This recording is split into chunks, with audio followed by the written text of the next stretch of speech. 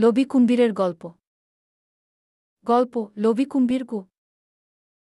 একটি ছোট্ট গ্রামে এক কুমির বাস করত। সে খুবই লোভী ছিল। তার একটি বড় জলাশয় ছিল যেখানে সে শান্তিতে বসবাস করত। কিন্তু কুম্ভীরের একটি দুর্বলতা ছিল, সে সব সময় খাবারের জন্য লোভ করত। প্রতিদিন সে অন্যান্য প্রাণীদের ধরতে এবং খেতে চেষ্টা করত, কিন্তু কখনোই তার ক্ষুধা মেটানো যেত না। একদিন কুম্ভীর এক পুকুরে একটি বড় মাছ দেখতে পায়। মাছটি এত বড় ছিল যে কুম্ভীর ভাবতে থাকে, এটা আমার জীবনের সবচেয়ে বড় খাবার হবে, আর এতে আমি সারা জীবন স্বাচ্ছন্দ্যে থাকতে পারব। কিন্তু মাছটি ছিল খুবই সাবধানী এবং সে জানত যে কুম্ভীর তার প্রতি লোভী হয়ে উঠেছে। মাছটি কুম্ভীরকে বলে, তুমি যদি আমাকে খেতে চাও, তবে আমাকে একদিনে খাওয়ার জন্য ক্ষতি করবে।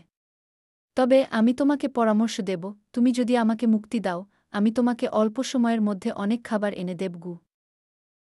কুম্ভীর লোভের কারণে মাছটির কথায় না গিয়ে সরাসরি তাকে খাওয়ার সিদ্ধান্ত নেয়।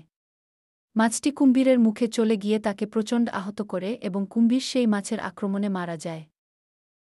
এই গল্পটি আমাদের শেখায় যে লোভ কখনো ভালো ফল দেয় না। লোভের কারণে মানুষ বা প্রাণী তাদের জীবন ও সুখ হারাতে পারে, যা প্রমাণিত হয় লোভে পাপ, পাপে মৃত্যু প্রবাদে।